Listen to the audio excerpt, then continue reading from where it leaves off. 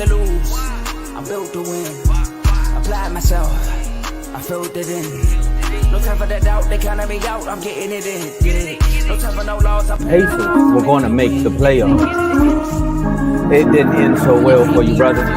If you ain't thinking the same, then we playing by different rules. You can't see the vision, we live in different views. Until we complete the mission, keep getting up, never snooze. I walk the mile in my shoes, had the mind of a fool.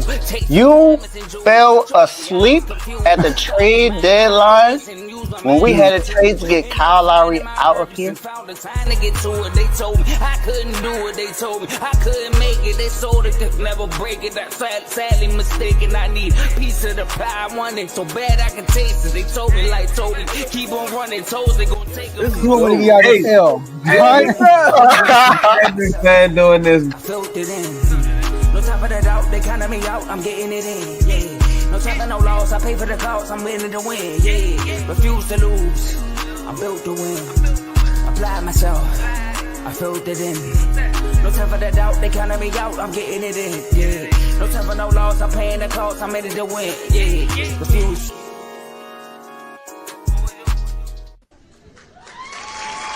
I thought I forgot.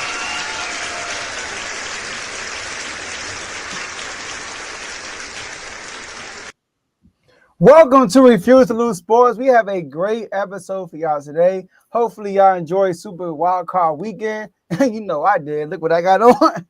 We were the main event, the only close game of the weekend. But I hope y'all enjoy the weekend. But listen, y'all, I'm going to make it real quick. We got some games to talk about. We got to recap a lot of games. We got to recap Chargers versus Texans, Eagles versus Packers, Rams versus Vikings, Bills versus Broncos, Ravens versus Steelers, Commanders versus Bucks. And we got some guests coming through that came on last week that's going to come on and talk about their team. And we got an additional guest coming on that y'all haven't seen before on the R2L. So I'm looking forward to that. But I got two of my bros with me. I got Davey Dollars here representing the doghouse. Somebody try to put him in there. Don't know that he's going to lose this weekend. And he might get thrown in there himself. But I got Dave here. And we got Missy Get Done Some himself, co-host of In the Red Corner. How y'all doing, fellas? I'm doing all right, man. You know, I'm fresh off of reconstruction over here down here in Dallas. You know, I got to take these safety glasses off right quick. Got the vest on. You know, we got rid of the coach, so we doing some rebuilding. So right now, you know, I'm just minding my business. So all you Commander fans that keep calling me, you are now blocked. Just know that. Yeah. Man, you know me, man. Just chilling with the family. Just took a bite of the apple today. You know. Took a bite of the apple today, so I'm very excited about today's show. We got a lot to talk about. I know Carl been going in the chats, man. Y'all not a part of the chats.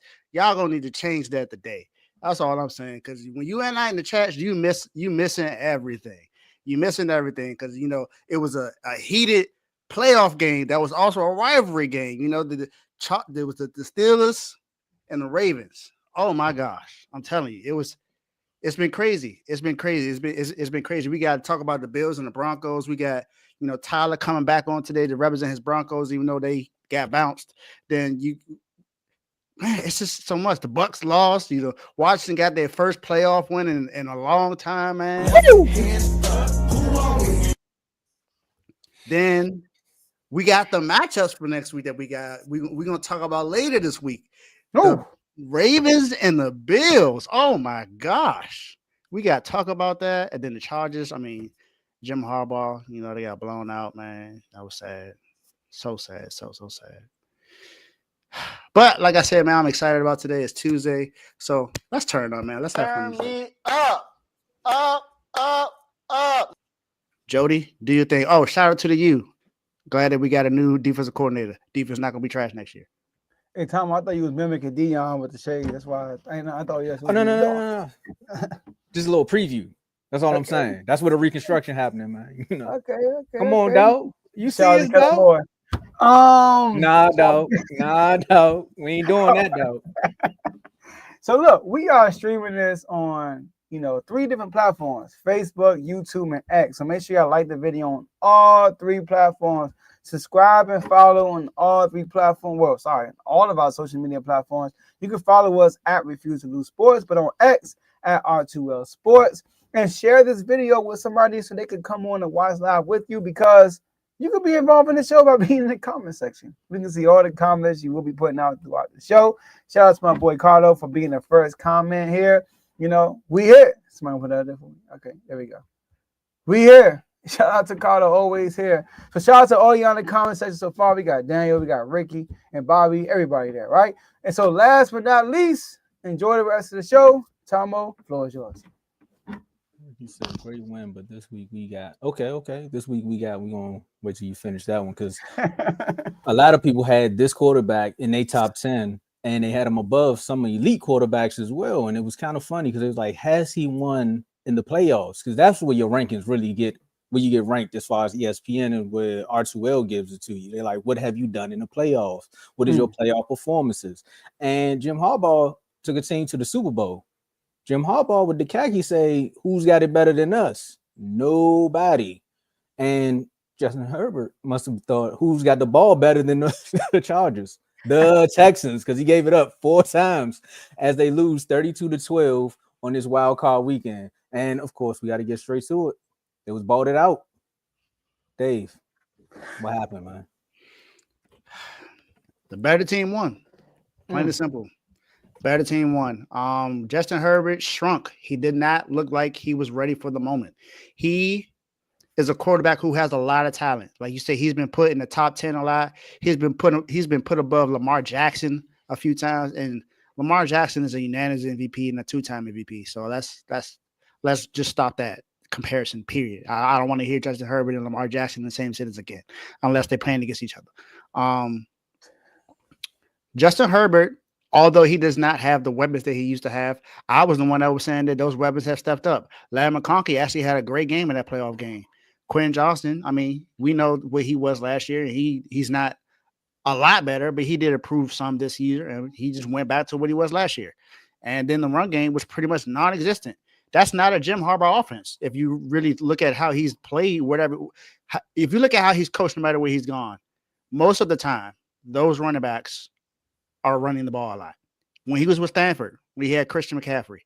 They ran the ball a lot. When he was at Michigan with Blake Corum, they ran the ball a lot, and they won a championship this past season. That's why he got the job with the Chargers. When he was with San Francisco, he ran the ball a lot with Frank Gore and all those other running backs that we had during that time. But that's not what we saw in that playoff game. J.K. Dobbins and Gus Edwards were almost non-existent in that game. They barely ran the ball. They threw the ball more than they needed to, and that's not a form of success. That's not a recipe for success. That's a recipe for failure. You're not going to win those games if you're not doing that. And then the thing is, the defense was actually making plays, but the offense just kept getting off the field. There was nothing you could do. And then next thing you know, C.J. Stroud and Nico Collins caught fire. They caught fire, and then there was nothing else you could do. C.J. Stroud started making plays. I think it was a key third down run that he made in that at the end of the first half to put them in range to get another score. And he just made plays. C.J. Stroud showed up to where we didn't think he would, because we saw how he was playing up until this game. But remember, last year in his very first playoff game, he played very well in a game where no one thought that they would win against the Browns, and they pretty much blew the Browns out.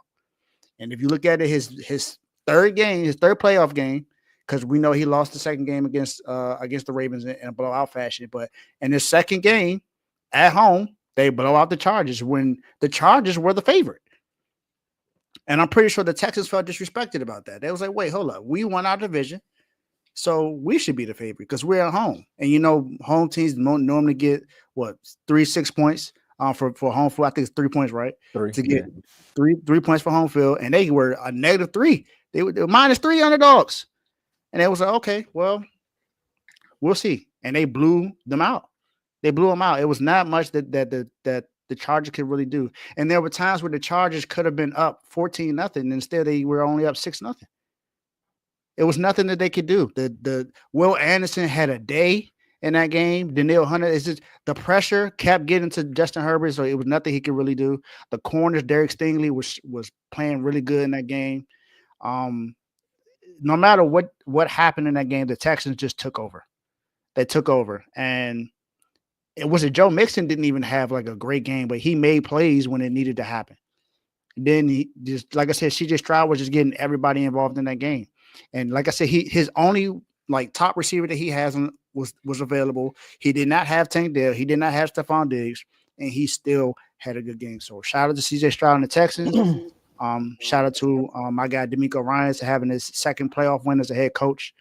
And Jim Harbaugh, you're still my guy, but that needs to change. You can't go into a game and mess up your identity, because Justin Herbert said that he liked the fact that y'all ran the ball more, and that was natural identity that on that game.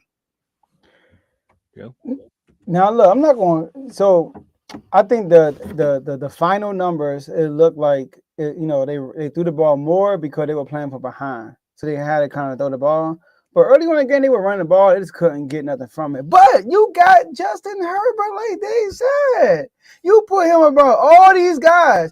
John Harbaugh, Jim, what you talking, Jim, right? Jim Harbaugh, your guy, Dave. I'll take Jason Herbert over anybody. Justin Herbert, he's hyping this dude up, which I know why he does it, because that's his quarterback. But he ain't live up to the hype at all. Now look, if this game shows us the reason why, Tomo and Dave, why we value the playoffs more than the regular season. When we rank these quarterbacks. If we would have ranked these quarterbacks prior to this game, we all would have had Justin Herbert over CJ Stroud right now. How he played in the regular season. Facts. But the difference in this game, Dave mentioned a few freedom plays. The difference in this game, CJ Stroud made a couple of plays and Justin Herbert didn't. That was the key. Time one day, game was over in the first half. First half, it was over. Let me tell you, count the ways. 4 plays that changed the whole game. First play, all right? This is not the first play, but this happened before the first play I'm about to talk about. CJ Stroud throws an interception. And we like, CJ, what you doing? We couldn't even recognize CJ. And what did Justin Herbert do right after that? He rolls to the right, throws across the field in double coverage, and throws an interception. When he don't do that, that's not what he does. He takes care of the ball. That's what he does. He just, all the momentum the defense just took from the Texans, he just gave it right back to the Texans after that. That's play number 1. The second play is 3rd and 16. Dave mentioned this. No, they ain't mentioned this part. He mentioned the other one about the 3rd and 16. Before they score their first touchdown, it's 3rd and 16, deep in their own territory. Remind you, the previous 3 plays before that, he almost got a safety, but they didn't call attention to grounding. And what's he do? Fumble the snap, picks it up, rolls to the right, throws it. I think it was Nico Collins. He threw it to. I think it was Nico Collins. Throws it downfield, and Nico Collins, I think it was Nico Collins, made a great play, and he was wide open. And that play just sparked the Texans. They ended up scoring a touchdown that drive and everything. That's the second play. Oh, we got a super chat. My bad, y'all both looked away. Shout out to Teddy, man. It's my guy, Mr. Baby BWT. Red Sox suck. Member for 16 months. It's all right, Teddy. Can't wait till we play on this year. Both of y'all lost at the end of the day. I'm sorry, Teddy, but you didn't win, bro. I'm sorry. You got Soto and lost. I'm sorry. Commanders got everybody acting different. No, bro. It was like both of y'all lost. I don't even know why you said it. Commanders got acting different. I mean, it's like the Eagles saying the Commanders suck. Y'all had Red Sox didn't have expectations to win the whole thing. Y'all did, and y'all failed. Red Sox actually overachieved, if you ask me. But anyway, back to what I was saying. Sorry, Teddy, you my dog still. That was the second play. All right. And then the third play. Justin Herbert. He misses your what's your receiver name, Dave? It's from Chargers. What? Come on, help me out. McConkey, right? Yeah. He missed him. He beat double coverage and before the half, and he overthrows him. That could have been a touchdown. He missed him. And then what happened? 3 and out. CJ gets the ball.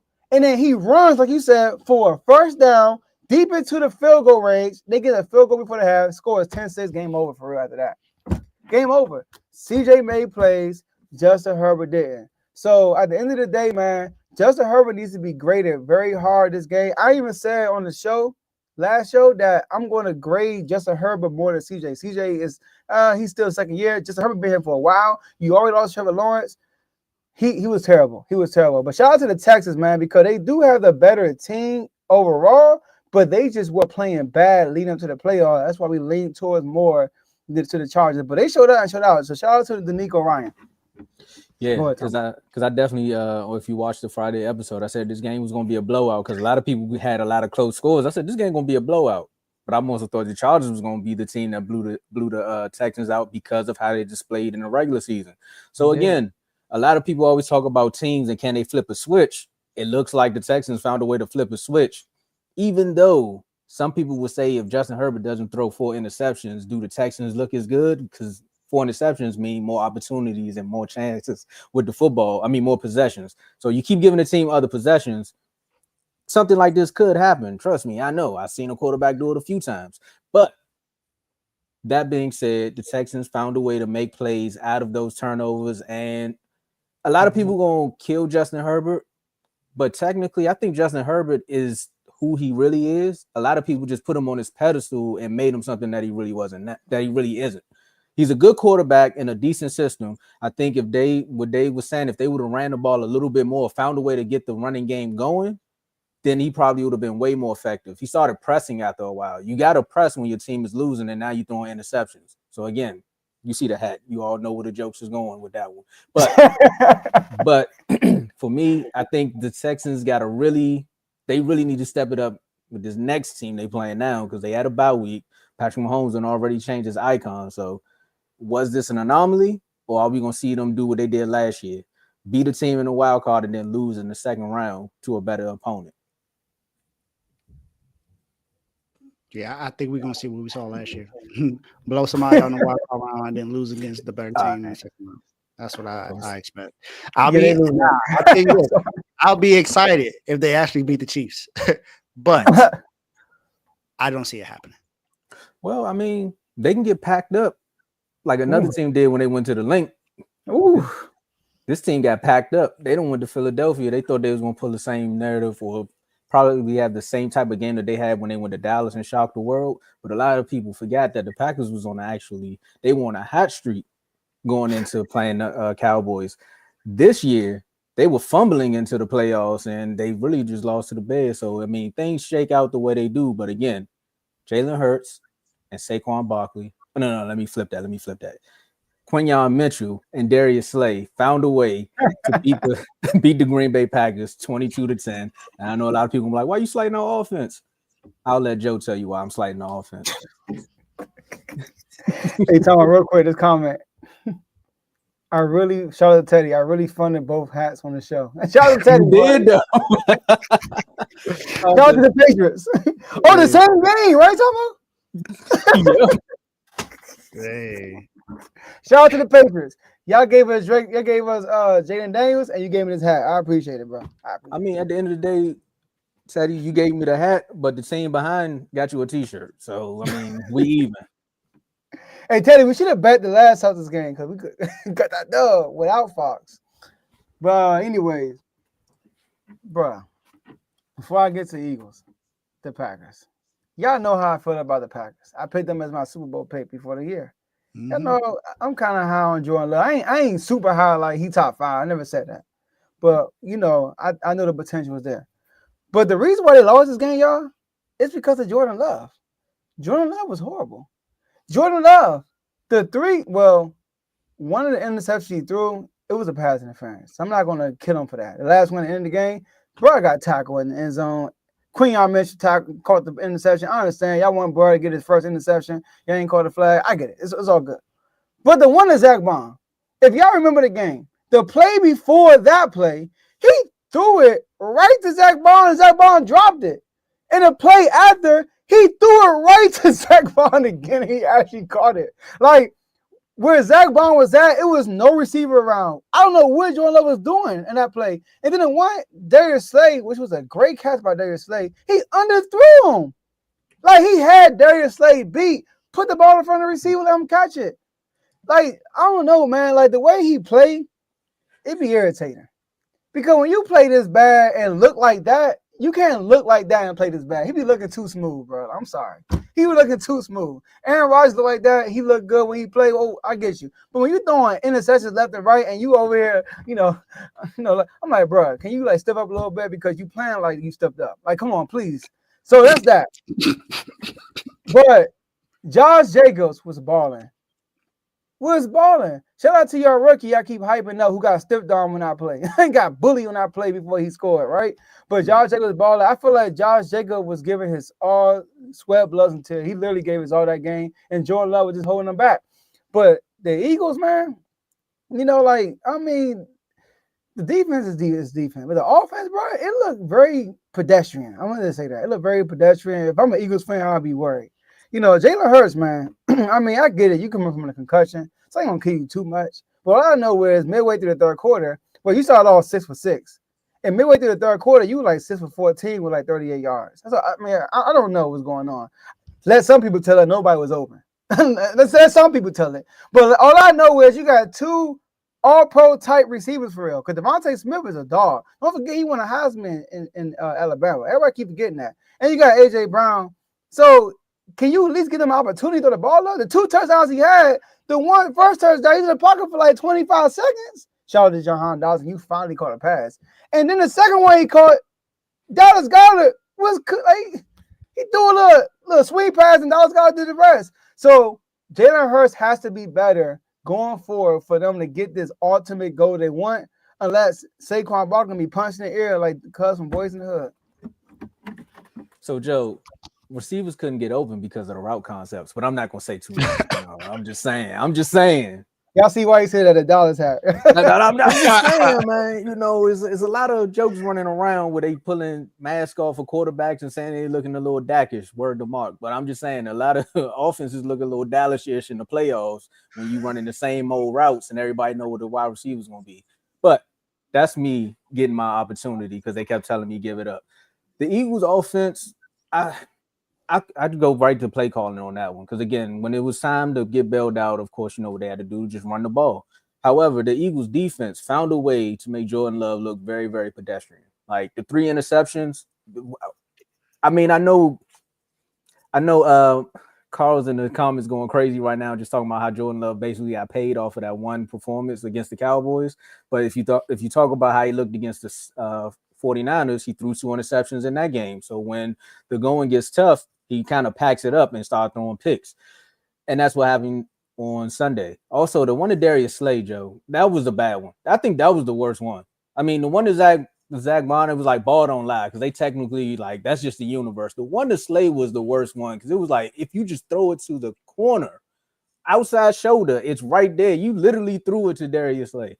But at the end of the day, defensive players are going to make plays. And before he went down, Nakobe Dean was doing his thing. It wasn't Nakobe Dean, right? I want to make sure I'm right on that one. It wasn't Nakobe Dean. He was balling. Like, they were all over them. And also with the Packers' offensive line going down, they had the rookie starting at left guard, and then they had the rookie at like left tackle, and they had somebody else at center. Like, that offensive line was just done. So the run game, the fact that Josh Jacobs was even still making plays in that situation, it was what it was. But for me, I think the Eagles going to be all right. They're going to go back, look at the film. Nick Sirianni going to sit down with the offensive coordinator and say, hey, man, we're not doing that again. We're going to get our guys the ball, and we're going to make sure that A.J. Brown don't got no time to read a book this time. We're going to make sure he up and about and he a part of every single play.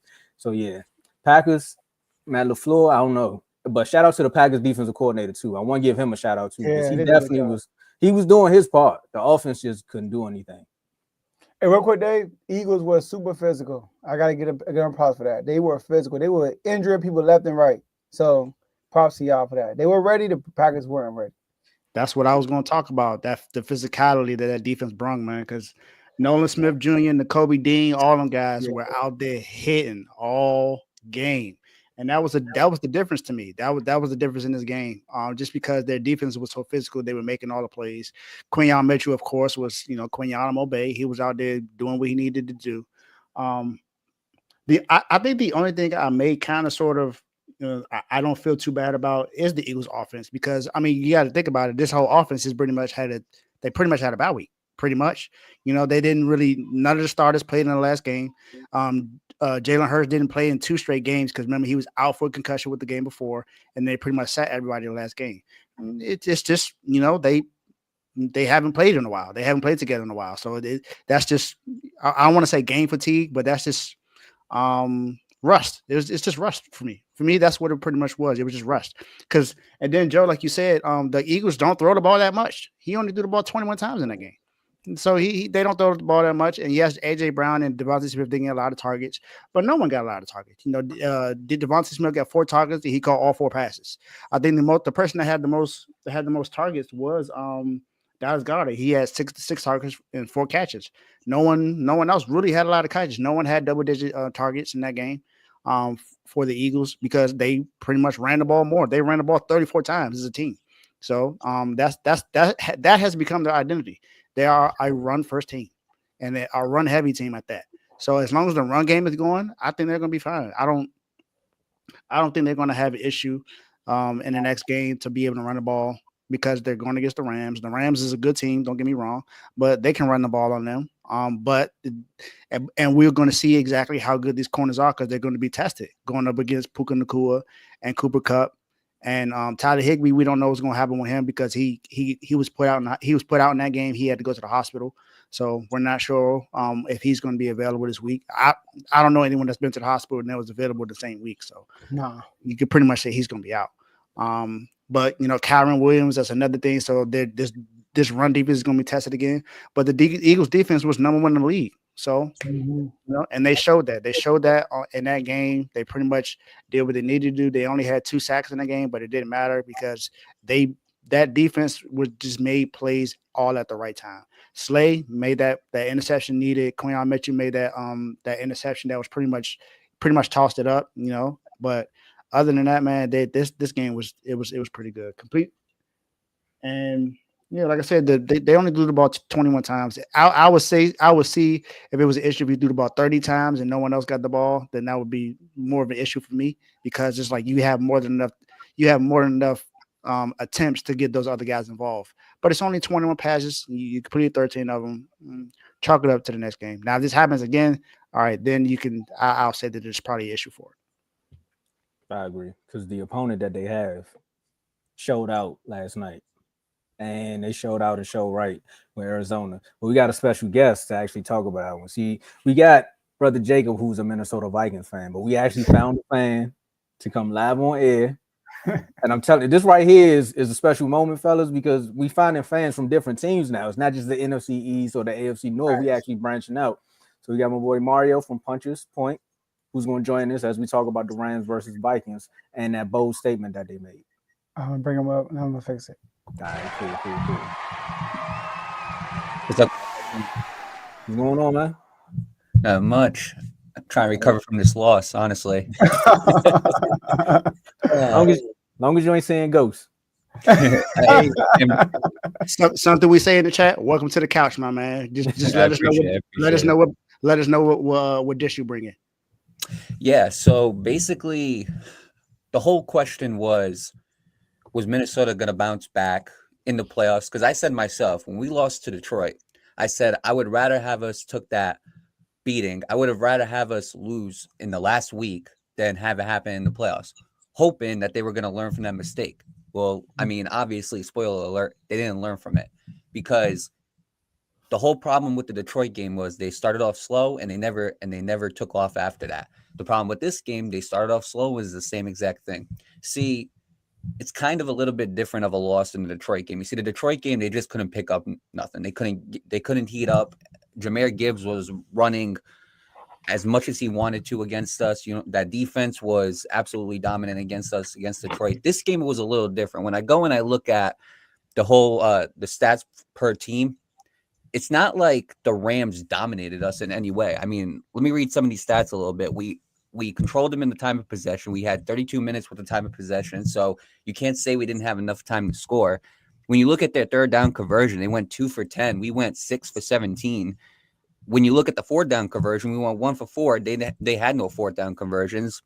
They had less than 30 yards more than us that entire game. So the question would be, how did they beat us? Well, overall, it comes down to when it matters the most, that offense did not show up. See, you can drive down the field as much as you want to, but I'm sorry if you can't capitalize on first downs, if you are constantly taking sacks when you are in field goal position, you are never going to win. You see, they could have threw 5-yard they could have threw a 5-yard check downs, get tackled 4th and 3, maybe even go for it, kick a field goal with Will Reichard, and they would have kept themselves somewhere in this game. The problem I had with this game, the biggest problem I had was, look, shout out to Sam Darnold. If you were to tell me in the beginning of this year, because I said with this team, you had Justin Jefferson, Jordan Addison, TJ Hawkinson, you had Aaron Jones. There were so many guys on this team, so many weapons on this offense that Sam Darnold had to work with. I said there's no excuse why he shouldn't have 25 touchdowns. But if you were to tell me before this year that Sam Darnold was going to have 35 touchdowns and 12 interceptions, man, I would have slapped every fan in the face and said, you're crazy. Because I wouldn't have believed it. Kevin O'Connell does a great job of restoring a lot of quarterbacks' confidence, restoring a lot of quarterbacks' like skills and abilities, and getting the most out of them. He did it with Kirk Cousins. He did it with Sam Darnold.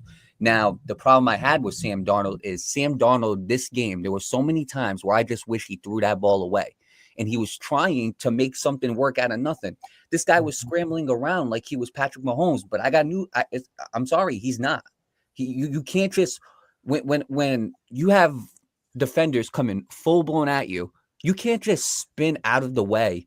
You can't just try to spin out the way or try to run backwards and pull some Mahomes magic. You can't do it. It's impossible. There were so many times I wish he threw that ball out of bounds. And the Rams, they tied a playoff record, 9 sacks. I'm sorry, but when you are on the other team's 40-yard line, when you're on the other team's 30-yard line, you can't be taking 10-yard sacks like that. It's just not feasible. You're not going to win the game that way. At least put yourself in a position where you can kick field goals and make it a 2-score game. This whole entire game, all they were doing was trailing. Now, overall, I got to give the Rams a lot of credit. I do, because they came in here to win, and that's exactly what they did, especially that defense. I did not think that defense was going to be as good as it was. Now, obviously, we played them around the middle of the season. They gave us our first, they gave us our second loss, I believe. They gave us our second loss. It might have been first. Thank you. And they gave us our first loss, excuse me. And overall, what I noticed in that game was it was competitive for, I want to say, about 60% of the game. And then we were down by 8 points. In my opinion, a face mask should have been called on Sam Darnold in the end zone. They gave it a safety, and they won the game. Credit to them. I'm not going to blame that loss on that safety. So you go back and you look at that game. You have to learn from your mistakes. The problem that I had, specifically, I'll start off with the offense. Kevin O'Connell is very good at offensive playmaking, but the problem is, in my opinion, I love Justin Jefferson to death, but that guy cannot take physicality. I'm sorry, but when you get a corner who can go, hey, I'm going to press you right on that chest, and I'm going to make you try to route me, I need to see what you can do. A meek down, and I'm sorry, but whoever the cornerback, I think it was Quentin Lake, shout out to Quentin Lake. Quentin Lake locked them down too. That to me was the problem. Justin Jefferson, if you can get a corner that can put their hands on him and can force him to play physical, I think that's where he kind of tends to struggle a little bit. The problem I have with the defense is this defense was the number 1 defense this year in blitz. They blitzed, I think, the highest percentage. I think it was around like 44%, something crazy like that. The problem is when you blitz, when you're blitzing about 75% of your defense, when you're putting 6-7 guys on the line, you're just telling them, hey, go. The problem with that is you leave the whole middle side of the field open. You leave the whole middle open. The whole middle was wide open for them to just pass around. And in my opinion, the best way to beat the Minnesota Vikings this year was, if you were on defense, blitz the hell out of that offense. And if you were on offense, just block the blitz. That's it. As long as you could do those 2 things, you were going to beat Minnesota easy. And the reason why I say that is because those are the 2 things that they were relying on. Sam Darnold needed protection to get those deep balls going, to get that ball to Justin Jefferson, Jordan Addison, give them time to run their routes and run their play calling. As far as the defense, if you could blitz them and you can get to the quarterback, they were going to end up getting coverage. They were going to end up getting a lot of pressure picks. A lot of the picks that came this year was because that defense was able to get to the quarterback. But when you can block those blitzes and prevent them from happening, now all of a sudden you got to rely on that secondary. Now you got to rely on guys like Shaq Griffin to go cover some of the best wide receivers. You got to rely on Stephon Gilmore, who's kind of pushing that age barrier to basically cover up your number one wide receiver. Byron Murphy, I mean, he led our team, I think, with 6 picks. He had a good season, but the problem is coverage-wise, he could have been a lot better. So for me, I feel like the problem with this team was they kind of try to stick to their bread and butter, but there was never no adaptation. They were never adapting to when things got wrong. And I mean, in this game, the strip sack for a touchdown, between the interception that Sam Darnold threw earlier on in the game and how they just couldn't gain any momentum. I'm not going to lie to you. The thing that really killed me was I can't remember when it happened, but we had a stop on them. I think we stuffed them. And they went to go punt the ball and they landed on the 3-yard line. When I saw that, I was like, you got to be kidding me. You're telling Sam Darnold to go run 97 yards and run down the field. He wasn't going to do it. TJ Hawkinson ended up scoring that touchdown. Credit to him. And then here is where the problem lies. If you go back and you look at the Detroit game, the amount of times that Minnesota was in the red zone, you tell them, hey, just get 2 yards for a touchdown. They could not do it. That red zone was like their worst enemy. It's like they were allergic to the end zone. So for me, the problem was, look, Sam Darnold, 35 touchdowns, 12 picks, 4,300 yards. All that's great. Good passer rating. I want to know what you can do in that red zone when you have to get a touchdown on 4th down, when you have to get those extra 3 yards. What can you do? And if you can't get those extra 3 yards, you can't convert, then I'm sorry, but it's failing the team. Now, question, Mario. You mentioned. Well said, first of all. Sorry. Yeah. Well said. Definitely, Very detailed. definitely. I don't think we need to say anything. You pretty much explained the entire game. Well said. Well said. Mario, question. Now that you have Sam Darnold as your quarterback, you know you drafted JJ McCarthy this year. He got hurt, so he was out for the rest of the year. What do you think you guys should do as far as the quarterback situation? Should you re-sign Sam Darnold? Because they say his value is still at $30 million per. Or should you just go ahead with the future with JJ McCarthy? In my personal opinion, I would say let Sam Darnold go. And it's not because of this game. It's not because of the game against Detroit. The way I look at it is this. For me, I've been a Minnesota Vikings fan since Tavares Jackson. May he rest in peace. I've been a Minnesota Vikings fan since Brett Favre, that one season where he took him to the NFC Championship and he threw that game-losing pick against the Saints. Come on, I know. So much heartbreak. I've seen the Blair Walsh missed field goal. I've seen the 38-7 loss to the Eagles. The reason why I'm mentioning that is, and I love the Minnesota Vikings so much that I go back to the history. I mean, I got Randy Moss right behind me, that poster right there.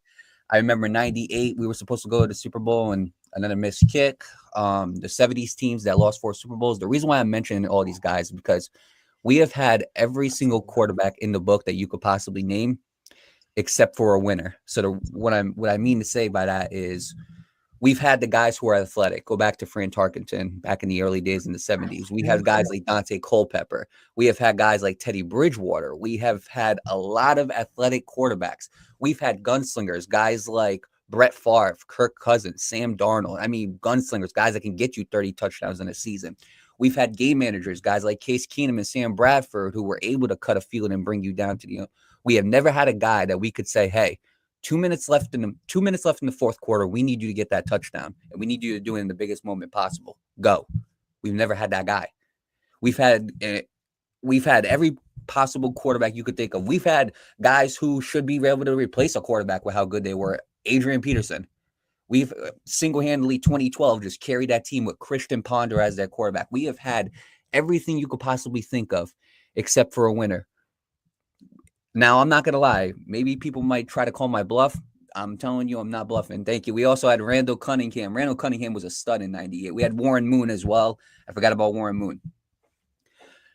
If you asked me last year, because last year's quarterback draft was loaded. You had Caleb Williams, Jaden Daniels, Bo Nix. Shout out to those guys. They were doing their thing. I mean, Caleb Williams, I'm a little bit on the fence, but that's a different topic for a different time. Jaden Daniels, though, and Bo Nix, they really held their own. Even Drake May had himself a decent season as well. If you ask me, name the quarterback you wanted, I wanted JJ McCarthy. And the reason why is because you got to go back to Michigan, back when Jim Harbaugh was first coaching that team. In those first years, if you remember, they couldn't beat Ohio State. They just couldn't. I mean, Ohio State was basically owning them, and then what happens? JJ McCarthy comes in. Next thing you know, he goes 20 with JJ McCarthy as your quarterback, 28-1. So, and now a lot of people are going to say, oh, he had an incredible defense. Blake Corum was lighting it up that season. He had some good weapons receiving with like Roman Wilson. I agree. But here's the thing. I'm sorry, but when you're going up against a Nick Saban defense and you go, hey, you need to drive down that field. You need to make the right plays as a quarterback. What are you going to do? I'm sorry, but I still remember the play where Dallas Turner gave it all he got, blitzed full steam at him. He decided to, it was like a little one of those like trick plays. He decides to lateral back to JJ McCarthy. JJ McCarthy decides to make this incredible catch as a quarterback, throw it on 1 foot, 30 yards, and get the first down on Dallas Turner while he's sacking him. I'm sorry. I remember that. You can't say that was Blake Corum. You can't say that was the offensive line. You can't say it was the defense. In my opinion, JJ McCarthy has proven that not only was he a winner in high school, he was a winner in college. Now, you're going to say the NFL is a whole different ballgame, and I agree. But here's the way I look at it. JJ McCarthy's on a rookie contract. Unfortunately, he tore his ACL. Let's suppose JJ McCarthy is a bust. Let's suppose he's the next Christian Ponder.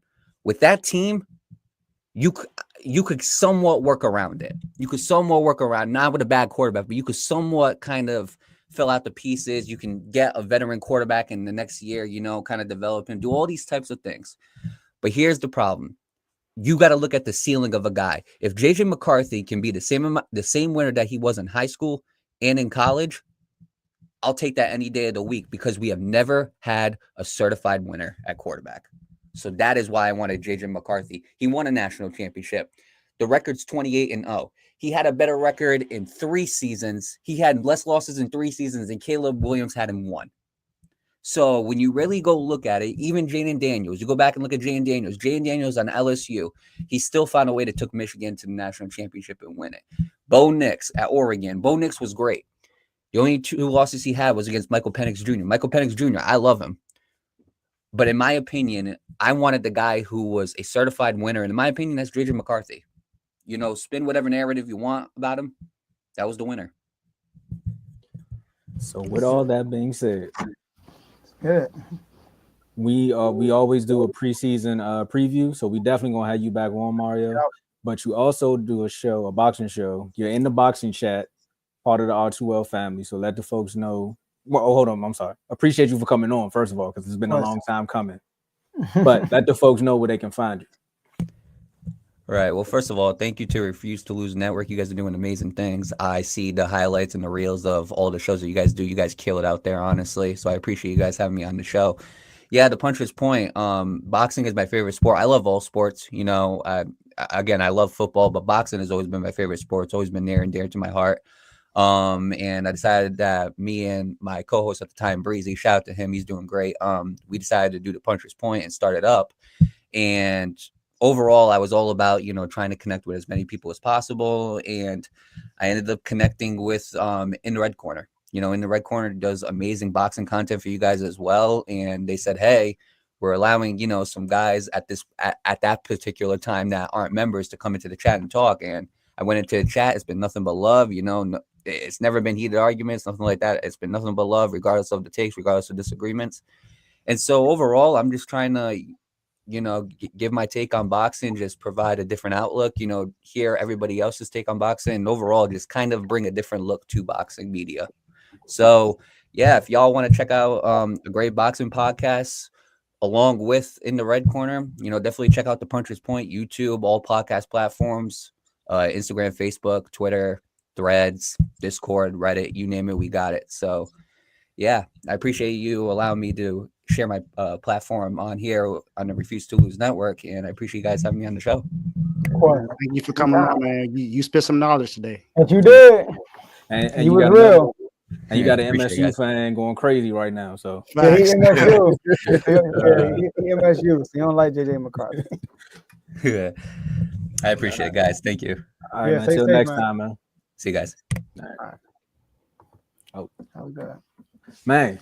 man, that Vikings history, Joe. I know you felt. Yeah. I know you felt a little bit of that pain, going through that quarterback list. When you Appreciate said Brett Favre God, interception, man. man, I was actually rooting for them when he did that pick, man. I was like, come on, Brett Favre. You was rooting for them against the Because Saints? Greg Williams on the other side, and then Oh, I mean, I didn't like Greg Williams. I mean, not saying I didn't like Greg Williams, but like New Orleans like the happy story, man. I was like, everybody was rooting for him. I was like, man, come on, Brett Favre. Why can't Only say shout out to reason- Brother Jacob? That Brother Jacob wasn't on the show. Oh, he probably thought that. Oh man, Joe. He said Vikings fan, so he put 2 and 2 together. But the next Man. thing we got coming up, man, we talking about the Broncos. I want to make sure. I don't know if my boy back. There you go. He back. Oh, he ready.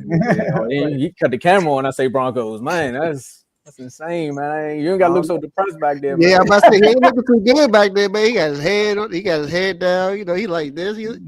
Hey, wipe the tears, man. We got some tissue for you. Here you go. We got some tissue for you, man. That's all good. I'm glad he did that because it's Bills. You know what? Go ahead and bring him on up. Bring the guy up, man. Hey, Tyler. Yeah, I got him. Let's get it. What's up, fellas, man? What's up, Tyler? It's time, man. Welcome to the couch, man. What did she bring? Oh, we gotta do it the right way, Tyler. Hold on, man. Hold up. Because I got beef with Joe, man. I got beef with Joe. Joe, you know why, too. I'm about to exit stage left. You know why. Oh, come on, man. You know why, yeah. All right, I'm gonna change it. But it's two. Please, It's two on man. there. I'm gonna change it. I got you. What's going on, fellas? Hey, look, Tyler. At the end of the day, they kept your seat warm. You were in the dance when nobody thought you was gonna be there. These guys are supposed to be there. You weren't. So hey, it's all good. You know, I'm not gonna talk about my team. We talking about the Denver Broncos right now. So, what do you think? Man, I should have changed the title to Gone Fishing. That's why I got my trucking hat on. What's up, brother? What's up, brother? Hey, don't throw them shades on, man. Coach Prime, Just saying, I gotta get my get back. Y'all was balling this year. Looking like Coach Prime over there, man. Hey, what's up, Dow? You see it, Dow? Down in Colorado, Dow. But let me stop, man. We gotta talk about Josh Allen and how he showed out and showed off against your Denver Broncos. Score was 31-7. There's not too much I'm really gonna say about it, man. Outside of, can I still get the live bait from Walmart? All right, I understand you hurting right now, but tell us about this game, man. Man, defense didn't show up, dog. Point blank, defense didn't show up. I mean, they ran the ball to what they had 210 on the ground. Come on, dog. Like 100 or something in the first half. Yeah, like they just downright just destroyed us, man. Like the first drive we came out, I thought, okay, things looking good. We moving the ball down the field and we scored. Deep ball, we got away from that. We ended up with what 145 passing yards. Like, come on, man. You can't win games like that, man. You can't allow the run game to get you like that. 210 that's crazy. And to have over 100 yards rushing in the first half, you're not gonna get it done that way. We got away from the pass game on our end. We couldn't run the ball. Ended up with 79 yards rushing. You can't do nothing with that, man. They let me down. Huh? Couldn't throw the ball. Couldn't throw the ball either. But it wasn't Bo Nick's fault, though. I don't think. No. I'm not saying it's both Bo Nick's fault at all. The play calling was subpar. I did not like the play calling. I felt like we should have been more aggressive with the passing game and just on offense in general. We couldn't create no type of offense, man. Like they did whatever they wanted to do. Yeah, after that one big play, it was just like all that was it. Let me ask you this though, Tyler. After that big play, though, how did you feel at that moment? I was excited. I was like, okay, let's go. Yeah. And after that, I'm looking around like, what happened? They said, let's go to the bus. Exactly. I'm like, man. But yeah, man, it was a letdown for me. But I'm happy for him for getting there because that's a hard task to, even get in that situation. So we're going against a guy that was, so he's supposed to be, MVP. But I don't, in my eyes, he's not. But it is what it is. And you ain't the only one to agree. I agree with you. Yeah, I think the All Pro voters don't think the same All Pro voters vote MVP. So look like it's gonna be tomorrow. I hope so. But no, like when I watched that. Sorry, go ahead, Tom. No, go ahead. You said when you watched the game. When I watched that game, right now, Bo Nick's a rookie. He made a couple of throws that were like, oh, but I felt like on key downs, the receivers weren't like doing their job. Y'all had some drop passes on some key downs. A lot of them. Yeah. So, and I think that the balance was off tap because of the game. You know what I mean? Like when you look at the final score, y'all threw the ball. They started throwing the ball a lot more towards the end of the game. But yeah, I think that's what it was in the run game. Y'all defense. That's what really disappointed me. Our run game, your run defense. Yeah, we didn't create a lot of pressure like I thought we would, which was a letdown for me. Excuse me, but yeah, it just didn't go like I thought it was gonna go, man. I thought they were gonna put up a better fight than that. I didn't see it getting out of hand after the half like that. Yeah, I didn't expect your run defense to be so bad in that game because y'all were only like I said. I think that was one of the reasons why I picked y'all to win that game because I figured your run defense was going to show up. Only allowing 96 yards per game. I do understand that the playoffs is a totally different animal, but y'all defensive line just looks small compared to offensive line. That was the biggest difference to me. They just made them look like babies out there. Like they were pushing the line so much. James Cook had 120 yards rushing in that game. It was nothing y'all could do in that game. Y'all, they basically had three players that basically averaged 5 yards a carry, just much. Yeah. James Cook was a Ty Johnson and Josh Allen. All of them were like 4.9 and above as far as their average. And it's nothing you can do when you can't stop the run. You can't stop the run and you can't run. So that's a bad combination. And you said it was down to that, the running game.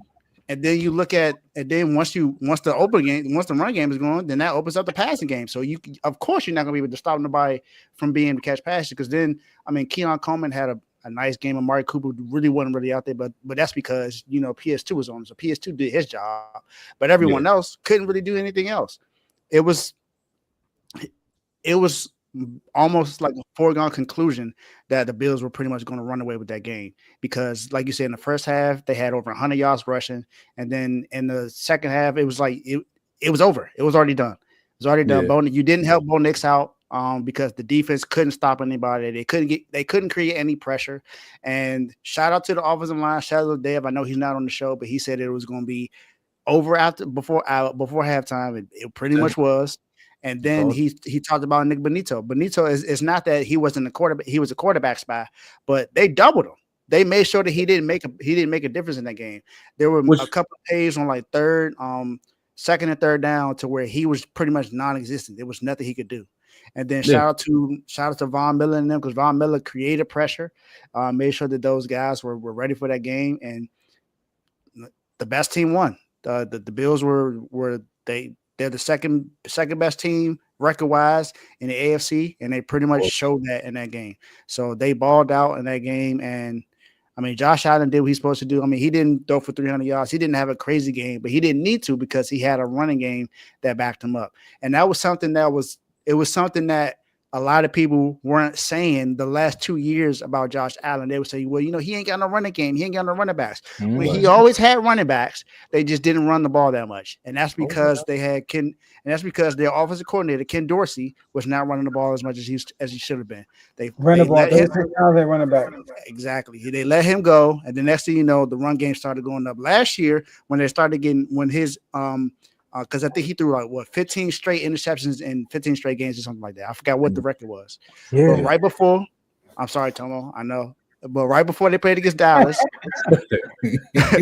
once they played Dallas, they started running the ball a lot more. And then that's when Josh Allen became more efficient. And he wasn't throwing a lot of picks, which is the form that they brought into this season, which is why he didn't have a lot of turnovers this year because they ran the ball a lot more and they made it to where it wasn't so Josh Allen dominant. It wasn't so reliant on him, and that's the way you win. You got to have the run game going along with the pass game. So that's just what happened. The Broncos couldn't get nothing going. Like I said, PS2 was the only one on defense that pretty much did his job. Everyone else was just like, yeah, I'm out here. And speaking of PS2, I didn't like that little Ty Lue move that Khalil tried. I was like, okay, he being disrespectful. Okay, I see what time it is. I ain't like that though. It's gonna make for a good matchup next year when y'all play him. That's why he did that. They're gonna do a rematch. We get back. They always do that. Yeah. Yep. They find that one little moment. That's why the NFL got the parity. NBA, y'all gotta step it up. But I want to ask you one question. Your quarterback, he was in the running for Rookie of the Year. It comes out after the game that he was playing games with like a fractured back. Yeah, with a fractured back. Mm-hmm. Hopefully you don't end up like Romo. But you said who? Tracy McGrady? No, go ahead. Oh, I think you said Tracy McGrady. Yeah, I said that. Then you say no Tracy McGrady. That's what he said. Funny, but well, this recorded, right? I can go back and listen. But how I'm you sorry. feel I'm about- sorry. Just give us a quick recap of your season, right quick, man. And how you feel about it? You know, even though y'all got beat, just like how y'all got beat in the Super Bowl. Go ahead. I mean, it went like I thought it would go. I predicted pretty much how I thought the season would go. I'm not mad at it at all, man. You know, it could have been a lot worse. You know, but overall, I was happy with how everything went. I wasn't happy about the last game, how we played, but overall, as a season, I'm happy. They give me a good outlook on what the future look like. So, Okay. I'm Yeah. good. Y'all overachieved. Y'all got a taste of the playoffs. I think Yeah. that's good. What What's Tom? y'all having some rookie of the year synergy right now? You talking about I mean, you got no, to taste the yeah. playoffs? I mean, at least we got something to look forward to. I mean, You definitely had no expectation of getting this far. Dang. Dallas not so much, man. Y'all don't even know who y'all coach gonna be. Don't worry about it, dog. It ain't gonna be him. I Don't don't think worry it's gonna about it, be him. dog. It ain't gonna be Kellen him. Moore, shout out to you. I'm telling you, it's gonna be Kellen Moore, Dennis Allen. It's gonna be somebody that Dre Jones. Dennis Allen. I'm telling you, Oh, it's gonna be somebody Dennis Dre Jones can Allen? have control of. Y'all know Jerry Jones want the spotlight. Prime come there. Prime take all the spotlight away. Jerry Jones not gonna like that. Why If y'all it's doing Dennis this? Allen, Prime not gonna Tomo, be a yes Why we man even either. doing So. this? Exactly. that's Prime ain't no yes man. Tomo, if it's Dennis Allen, bro, What we you doing? might Here? as well just. You might as well Who you burn it feel like down. gonna be the next coach, Tomo? It better not be the names that y'all just said outside of Prime, because I'll Bruh. tell you this: I'm gonna come Hey, I on ain't here even being think a about fan Dennis from Allen. afar. If it's Dennis Allen, Tomo, Nah, just come honestly over. though, bro. I'm gonna tell y'all like this: nobody's saying this name, but I think they should give Al Harris a shot. Nah. True, but jump from being He was the assistant head a coach. position coach to a head coach. Yeah, That ain't gonna happen. I You know, mean, Jerry- if you like Jerry gonna Jerry make- never. Look, Jerry I'm got gonna keep it funny. Nah, I He believe never hired a Tomo. black coach. That's something Jerry Jones would do because it's somebody he can have control over. Dave, he's Okay. never hired a black coach in his Yeah, history. You think he'll do it now? that's true too. Exactly. But why you think Dion gonna get the job, though? He not. That's what Exactly. we know that. Yeah. Hey, man, No. I I- get a job. I think if any black coach get it, in How we Dallas, end up it's talking gonna be about the somebody that's Cowboys? already established. I don't think he's gonna go out and get somebody that don't have a name.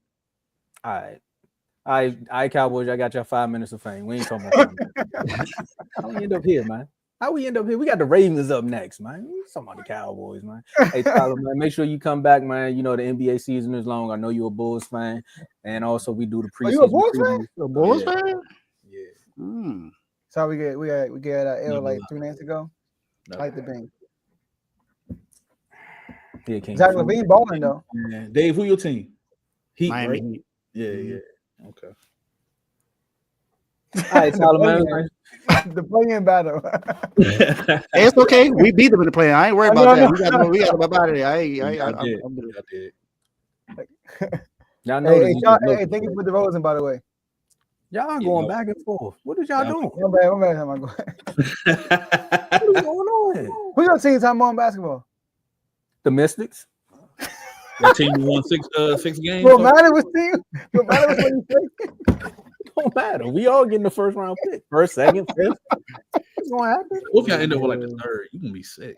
I know, right? It ain't like the NFL. I'm about to kick you off the show now. You gotta go into a whole lottery and hope for the best. You saying that the best thing that came from the Bulls is Jello song. Since you want to trash. We talking trash. That's the best thing is right. But we got the Ravens up next, man. Come on, man. You taking me off track, man. You gonna get me fired, man. Oh man. Come back after the playoffs when we had the couch preview. You know what I'm saying? Because Joe gonna join us soon. Oh, okay. Come on, guys. All right, I fellas. can't wait to get on here too. All right, Tyler. All right, Tyler. Appreciate you coming on, man. Yeah, no problem, man. Thank y'all. Y'all up here, man, starting stuff. Yeah, I'm having so much fun today. Ooh. I know, man. It's gonna get serious in a minute because we gotta talk about the Ravens being optimistic. Or should we talk about the Steelers being optimistic? I don't even know. Do we even know what the word optimistic means? Let's ask George Pickens. Carl, CTC Carl. He's backstage. He's coming up now. Steelers, Ravens, one of the best rivalries in football. But I think what happened on Saturday night really sparked another rivalry within the chat because RBO Vaughn, the streets are looking for you. Carl, welcome. What's going on, man? I'm happy to be here. I'm glad I ain't had to crash the show this time. I should have asked you when you said that. I'm like, so how optimistic do you feel about joining R2L on Tuesday? I felt, nah, you know what? There you go. There you go. There we go. So tell us about the game, man. Before I tell y'all about the game, it was a comment being said, and I'm trying to remember what the comment was. Oh, you know Dan Campbell went straight from a positional coach to a head coach, so it's possible. All right, that's all I wanted to say. But the game. Hold on. I don't think the Cowboys are ready to go 3-13, 3-14. They're not ready for that, bro. I feel you. Hey, if you see what happened after, he might want to take that. Jerry ain't that patient. Go ahead, though. Patient. He don't even want to win a Super Bowl for real. He told us he ain't that patient. That comes with the territory. He ain't patient for the notoriety. Like I ain't mean to spark a debate, man. Okay, go ahead, Carl. Go ahead, man. I was just had to get my piece off, but what's there much to talk about? Nope. There was a lot of belt going on. It was belt from the jump. They ain't even score a point. They didn't get past midfield in the first half. It was just belt everywhere. Come on, man. Well, we got the ball. This is what blew me, right? Oh, we the Steelers. We gonna win the coin toss and go on offense? I know, right now. What do y'all think y'all are? Y'all try to disrespect us like that? We show y'all how to get the. Hey, don't worry. Y'all go on offense. Y'all punt the ball. We show y'all what to do with the ball after y'all punt us the ball. What we do? Go down and score. Easy.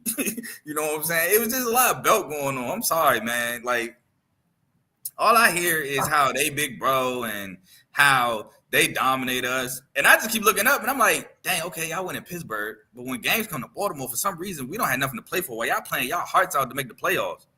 It just don't add up to me. So, yeah, y'all can count those wins. Cool, whatever. We don't care about them. Have them. Have them to your heart's content. You know why you try to have them? Because, you know, once the playoffs come, ain't no celebrating. It's over. The playoffs is like a repass. It's over for them. I'm sorry. You haven't won a playoff game since 2016, but yet it's still, I keep hearing about how we should have been scared. I told y'all when I found out the matchup, did I or did I not say I'd rather play the Steelers? Did I not say I don't fear playing the Steelers? Oh, you should be. And then I see when the Chargers beat the Texans. Oh, one underdog won tonight. What that mean to me? It ain't about to be two. Nice try. I swear I'm gonna talk about the game in a second, but I gotta get this off. I gotta get it off, bro, because the disrespect that my guy gets, the disrespect that the Ravens get, the context that gets left out of the Ravens still is a 9-1 or whatever the record was in the last 10, whatever it may be, the context and everything that gets left out is crazy. And my last thing. Oh, you ain't gotta tell me what to do, brother. You can't do it. Don't worry about it.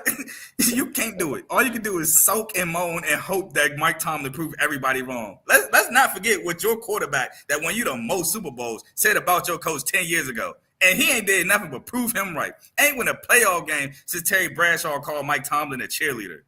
You want to call him a leader of men. And the guy that got y'all most Super Bowls called him a cheerleader.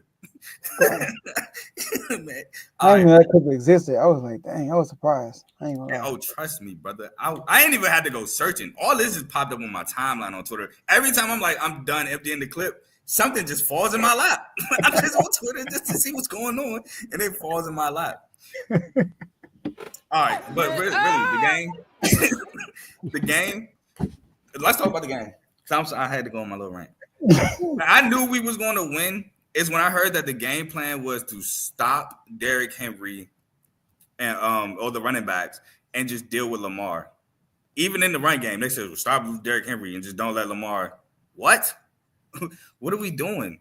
Y'all, okay, cool. Derrick Henry had 1,900 yards. Look, this is Lamar. Lamar had 4,100 passing yards, 41 touchdowns, and 4 interceptions. And you still going to the game plan to let Lamar, like we'll deal with Lamar. Just don't let Derrick Henry go off. Are we serious?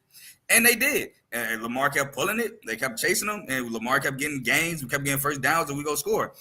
Then, I guess in the second half, all right, we see that didn't work. Let's just worry about Lamar.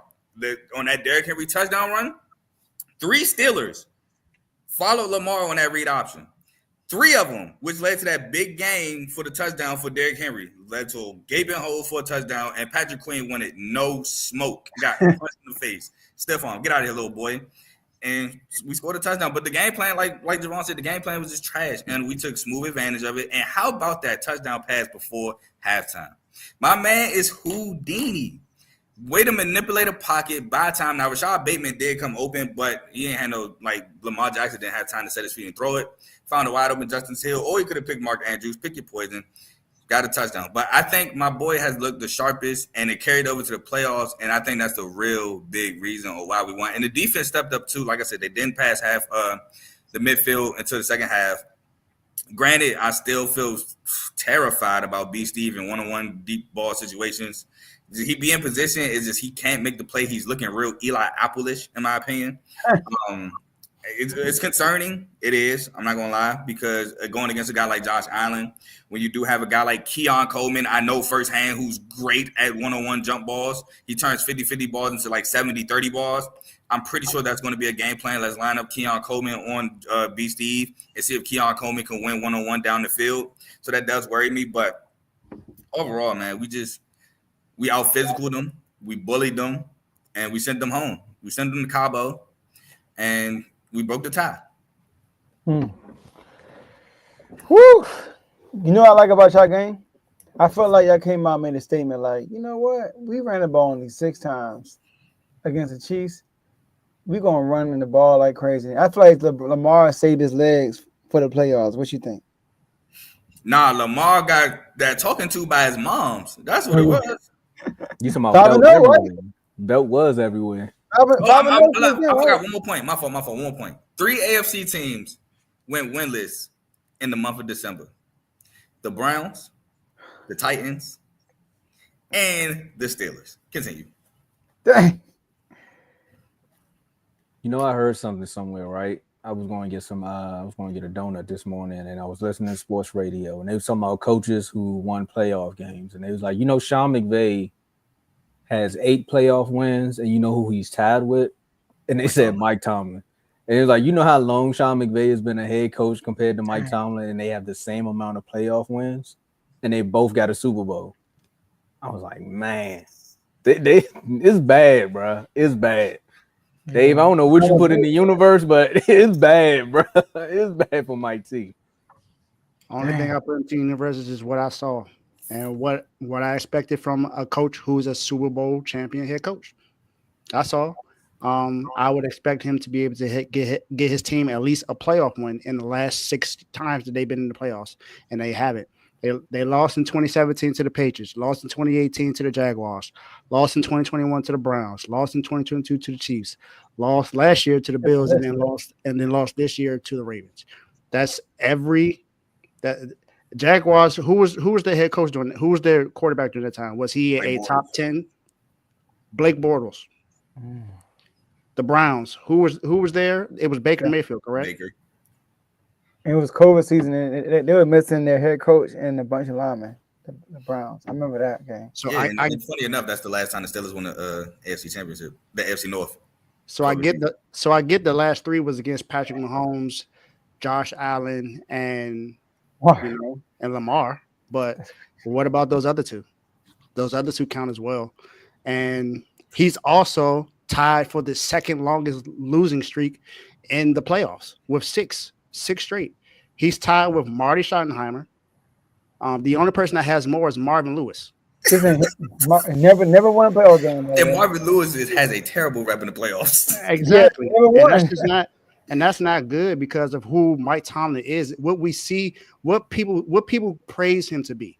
And I'm not saying that he's not a great head coach. I believe Mike Tomlin is a great head coach. It's just that the last few times he just hasn't been able to do it. He was 10-7 with Pickett, Rudolph, and I forgot who the other quarterback was. He was 10-7 with them. This year he was 10-7 with Justin Fields and Russell Wilson. Russell Wilson. So I don't. What was really the difference this year? They got a new offensive coordinator, and it wasn't much that really changed for real. Since 2016, which was the last time they won a playoff game, they've had 2 GMs, 4 DCs, two defensive coordinators, 4 offensive coordinators, 6 different quarterbacks, but the only person that's been there is Mike Tomlin. Are we going to continue to blame everyone else and not put it on Mike Tomlin? Or are we just going to blame the ownership? Is the ownership issue? Is it the Rooney family? Is it their fault why Mike Tomlin's not succeeding?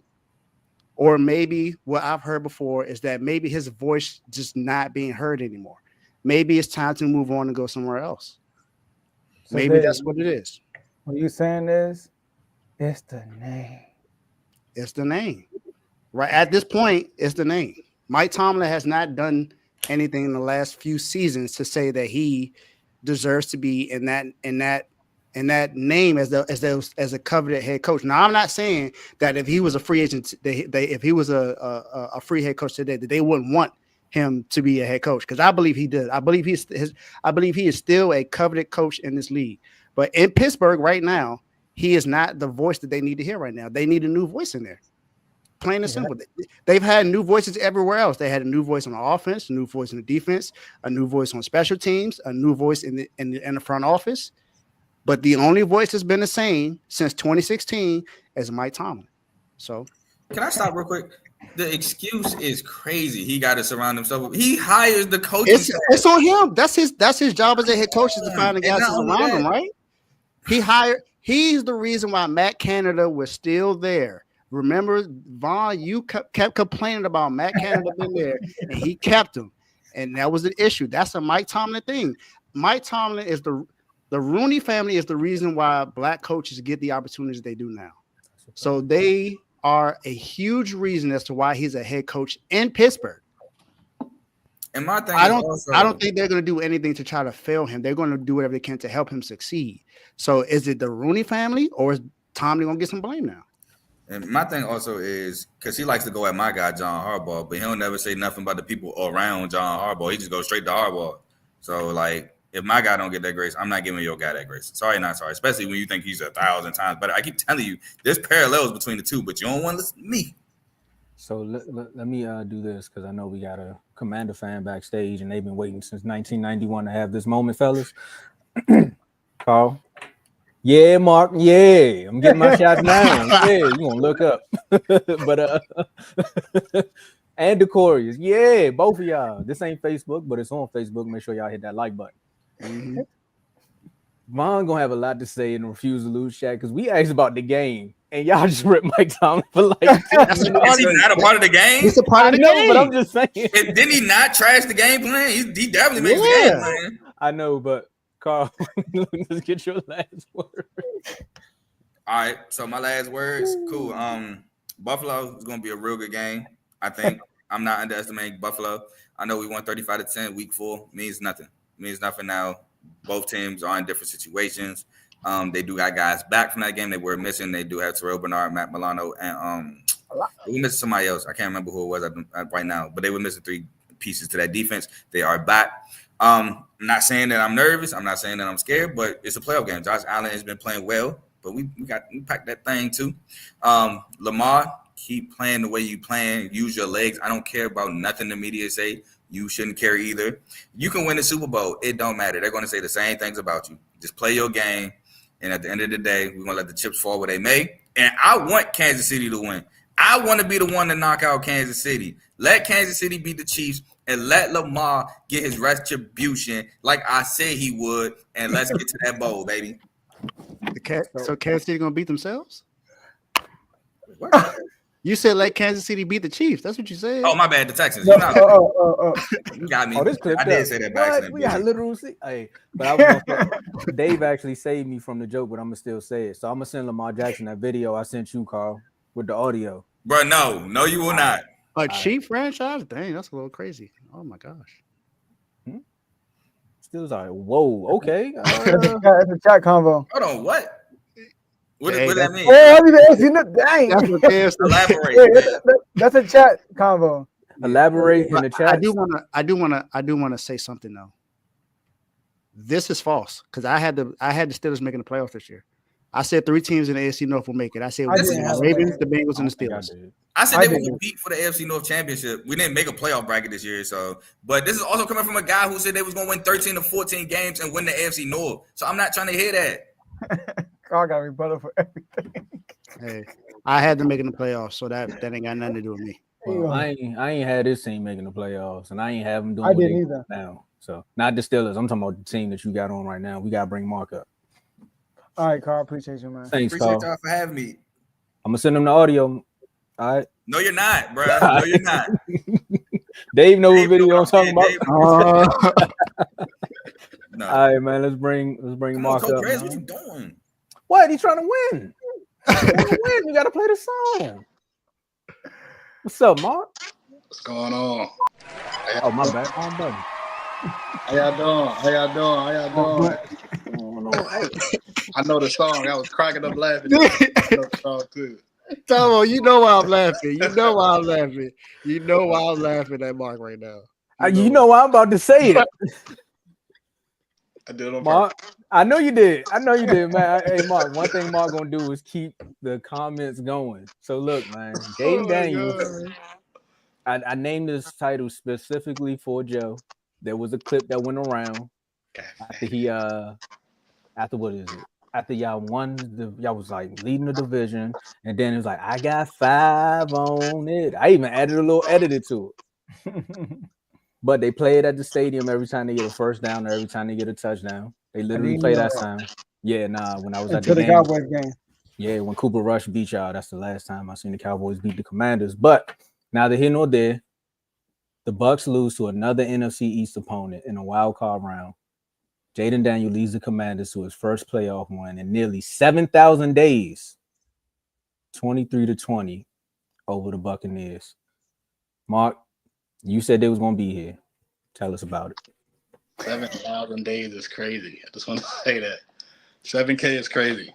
But I'm just here. I'm not gonna sit here and brag or anything about like that. But I told y'all, I said it, and y'all called me crazy. You called me crazy. I saw it, and y'all didn't. I saw the vision, and y'all didn't see the vision. And I mean, now you see the results. So I mean, we got 2 games left until we actually, at that goal that we really trying to get to. But I just wanted to say a couple of things about my rookie real quick. Did y'all know Jaden Daniels was the first rookie quarterback to lead his team in passing and rushing in the playoff game? First rookie quarterback ever to do that, by the way. And on top of that, by the way, he was the first Washington quarterback since like Sammy Baugh to win a playoff game as a rookie. Ain't that Sammy Baugh? Exactly. Yeah, We had 1936. Going back to 1936. But that's a long time, man. I just gotta say that we're dealing with the greatest rookie of all time. 1936? That's a long time. Greatest rookie of all time. The same amount of years that 90 years, same Eagles, 90 years, one ring, 90 years, rookie quarterback. Yeah. This was around the time when they was running the NFL too. Yeah. Shit. Go ahead, Mark. Do your thing. Right. So he got other records, but I ain't gonna throw that out there because we short on time and it's not enough time to, even say everything. But I'm gonna talk about the game right quick. Jaden Daniels accounted for 89% of the offense. 89% a rookie. That is not Dakish at all. Continue. It's not. That's the one thing that we wanted to see in our quarterback. Is he going to be like Dak Prescott when he get in the big moments? But if you look at it, my man gets better every game, and he gets better in the bigger moments. The bigger the moment, the better he becomes. So, saying that we have the greatest rookie quarterback of all time, it's only right that he finished the season, with a Super Bowl, the first rookie to lead his team to the Super Bowl and win it. It's only right that the narrative continues. We held Baker, let's talk about the game a little bit. We held Baker to under 200 yards passing. They didn't have the ball that much. I guess 24 to like 35 minutes, I would say, something like that. Jaden Daniels had 0 turnovers. They're going to give that. I'm not sure who they gave that one turnover they had on, the Buccaneers. I don't know if it was on the wide receiver or if it was on Baker on the handoff. But, that was the only turnover in the game, and that's what ultimately won the game for us, if you really look at it. And then, again, what's this, number 5 or 6 in a row? But Jaden Daniels led his team down to score a touchdown in the final drive. That's that's clutch. And when you come with clutch genes and you got stuff like that going, the sky is the limit. The sky ain't even the limit. You can go further than that. We out of space right now. So dang, I'm sorry. I had to ponder a little bit. It's been a long time since we ever been in this moment.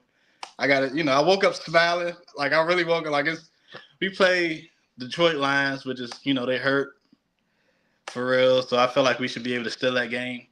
We should be able to steal the game. The Super Bowl is like right around the corner, man. It's just right there, right there. You see that? Right there. And I've been saying this in the chat since week 6, Joe? I've been saying this since week 6. And I've been called crazy. And look at that. We further than both of y'all teams up here now. I bet y'all be sitting around talking about which draft pick y'all gonna get now. And it's like the season not even over yet. And it's just been Tomo, you had us losing. You did. You thought my quarterback was gonna be the one sitting on the bench, like he was gonna come join y'all in Mexico or wherever y'all at in Texas. And Dave and them, they out there, they helping LA fight fires. Let me ask you a question, Mark. Since you having this, Right. I want to know. Hold on. Why am I getting shots and I pick y'all to win the game? I believe you, Dave. It's not you, Dave. I'm sorry. That was a bad shot. That's what I want to know. Like I picked y'all to win. Tomo, you picked us to win. You picked us to lose almost every game probably this season. There you go. No, I did not. No, I didn't. He said Tomo didn't. He didn't. It's okay though. But you picked us to lose last game. I definitely did. Yeah, you got some explaining to do, Lucy. I do. I'm about to explain to you right now. Look, you talk about rookie seasons, right? Yeah, go ahead. You were playing a wild. Wait. You were playing a wild card game. Yeah, I played a divisional game. He won his division and had a home game. You had to go on the road. Greatest rookie ever. Is that correct? And I'm looking at the score right now. Dak threw 3 touchdowns, and they lost by a tiptoe because he played one of the greatest quarterbacks that everybody loved to talk about at that time, Aaron Rodgers. Y'all did what? Y'all what? By a tiptoe. Y'all lost, right? So at the end of the day, no. So at the end of the day, you want to talk about this greatest rookie season stuff. Just because you got Frankie Lavuvu with the black face paint and all that, scam people, like we ain't worried about that. Because Dak lost in the divisional, and guess what your rookie gonna do? Losing the divisional. I like when you talk trash because you just all he do is prove you wrong. All he do is prove you wrong. All he do is prove you wrong. I love it. It's cool. Like I'm gonna tell you like this, Jaden, prove me right. I give you this, Mark. I'm gonna go buy a bat from Sporting Goods, and if they beat the Lions, I'm gonna come on here and say I called Mark crazy, but now I gotta call him Batman. Joe, tell him about the game. And then Joe, I like that. I ain't gotta say but it's Mark moment. But Tomo, come on, man. Like the Dak 3 touchdowns, like when all 3 touchdowns come. Divisional? What was the score though when he started? Division, right? You say he won the division? Oh, he won the division. I mean, when you got the best running back of the year, Somebody told me B. Rob was like that. Somebody told me B. Rob was the greatest running back. Not a rookie, and he wasn't like that. He ain't Zeke. B. Rob is better than Najee. There's a difference. That's Mark moment. Go ahead, Mark. That's a whole other topic for another day. Nah, but B. Rob was that guy. Mark, I'm gonna ask you this, Mark. Crazy. We didn't even rush Mark, the ball. what do you say to the people that's saying, "Oh, if Baker didn't fumble the ball, we would have lost"? We would have got the ball back, came down to score fast, and got the ball back again. I still believe we would have still won that game. Regardless, they would have scored right then or there. I swear we would have still came back and won. It would have been a 3 and out. We would have got the ball back, and we would have came down and scored. I think we would have won that game regardless because they couldn't stop Jaden Daniels. We all watched the game, and we seen the way the pressure came. You couldn't run the ball because of the way they blitzed us. We couldn't run the ball at all. Jaden Daniels led our team in rushing. He had 36 yards. 36 yards. He averaged 3.6 yards a carry. Is he a quarterback? He's a quarterback. B-Rob averaged 1.6. He had 10 carries for 16 yards.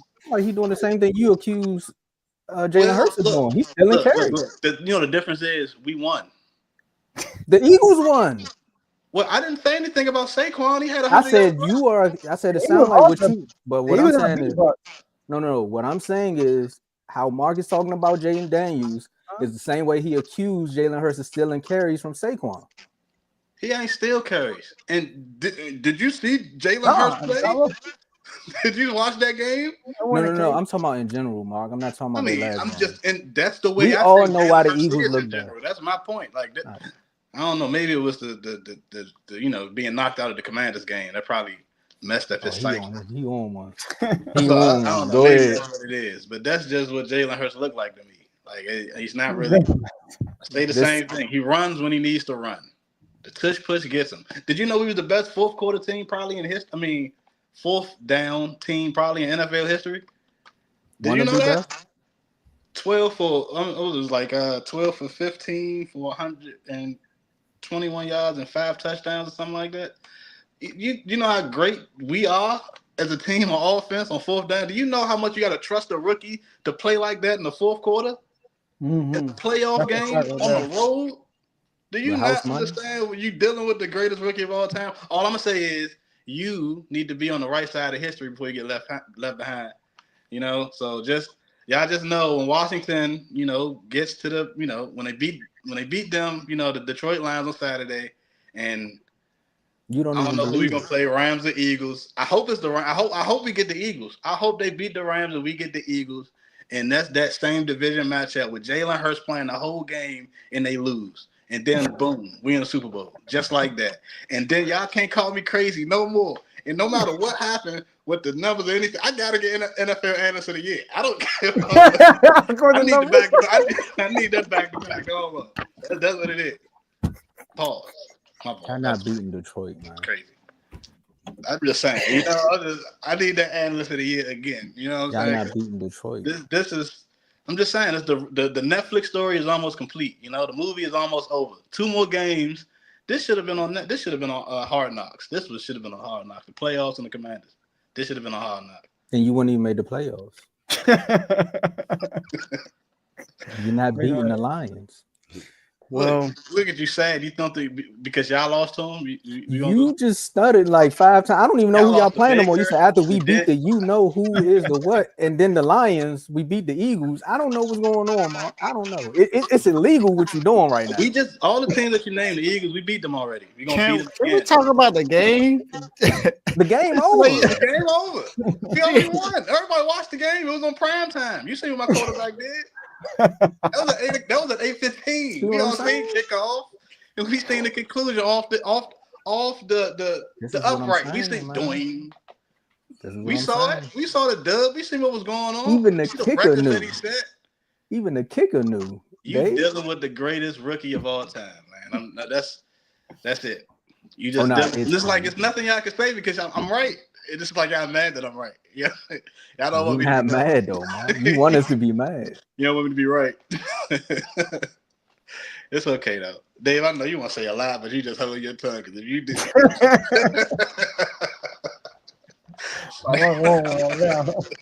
I'm just waiting for you to stop talking so I can say something. Like,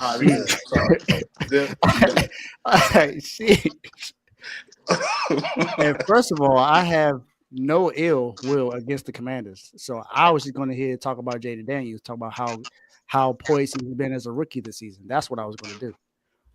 Because one thing we failed to forget is that, yes, Jaden Daniels is a rookie. But he played a lot of college football. So he has a lot of experience. He has a lot of experience and when it comes to close games and pressure games and stuff like that. So he has a lot of experience. Now, this is not to say that he had an advantage over other rookies, because there are rookies at the end of the day. It's their first time playing professional football. So I'm not saying he had an advantage. But what I'm saying is it gave him more opportunities to be more poised than what he needed to be. And he is very cool, calm, and collected. That's one thing I love about Jaden Daniels is that no matter what the situation is, he's not rattled, which is a really good thing for someone at his age. And he's 24 years old? He's young. He's a young quarterback, but most young quarterbacks are 22, 21, 22 years old in the league. So he's a little older, but he has done a phenomenal job this season. And even if no matter what the results is this weekend, he's had a really good rookie season. And I will say this, I believe he's had to me, from what I've seen, the best rookie quarterback season I've seen. Now, I've seen what Russell Wilson did in his rookie season with the Legion of Boom. I've seen what Cam Newton did in his rookie season. I've seen what Justin Herbert did in his rookie season in 2020 when he threw for a record that still no other rookie quarterback has broken, the most passing touchdowns as a rookie. He still has that record. But Jaden Daniels has been good, whether he's throwing the ball, whether he's running the ball, whether it's him making a decision. There's been games that you've seen, especially in these last few weeks, to where he's made it known that he's going to make sure he leads his team to victory. And that's been in pivotal games. Like Joe said on Friday, there were games at the end of the season where he needed to win. And all those games were against really good teams and, some maybe not so good, but they played against the Eagles. And yes, Jalen Hurts did not play in the entire game, but still he threw for 5 touchdowns in that game. And that was important. And then he won the game on the last drive. That was something that was needed. He needed to do that. He did that against the Cowboys as well, when the Cowboys were in the situation where the Cowboys were basically going to win that game. That was Mariota. Mariota, either way, what I'm saying is he played in that game. He tapped out that game. Okay, all right, he tapped out. But in the other games that matter, the game against the Saints, a game that was really close in, where I said that, hey, this is a game that he might have to do something because the Saints are tricky, especially at the end of the season. It's a defense that can always step up when needed. He's going to get someone who used to be in that locker room with Chase Young on the other side, even though I don't think he makes a difference anymore. But you got him. You got Cam Jordan there as well. And then is Marshawn going against his old team. So you had that going for him. But Jaden Daniels has stepped up when they needed him to step up the most. And you know that Jaden Daniels is one of only 4 rookies that have won a road game. Joe Flacco, Mark Sanchez, and Russell Wilson.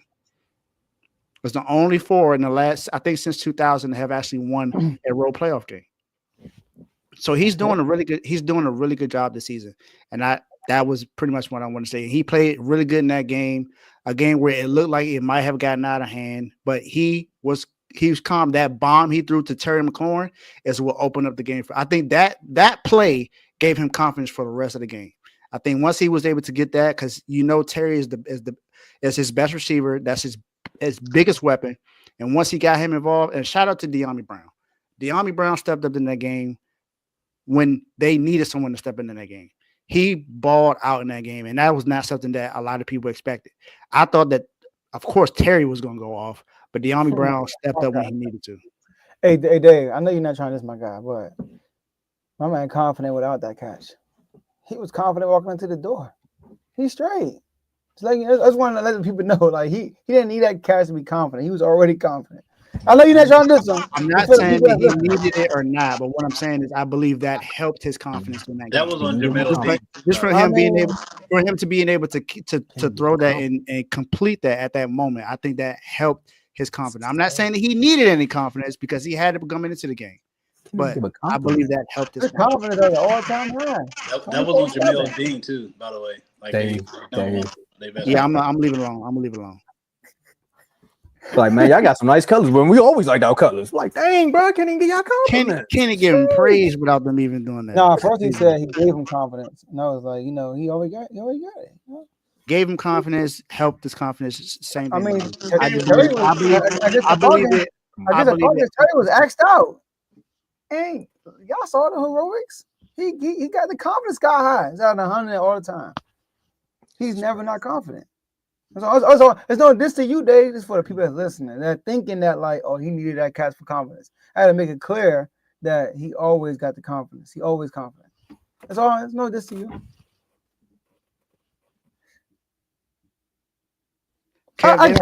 They don't hear me though. They don't hear me. Bro, did I say anything?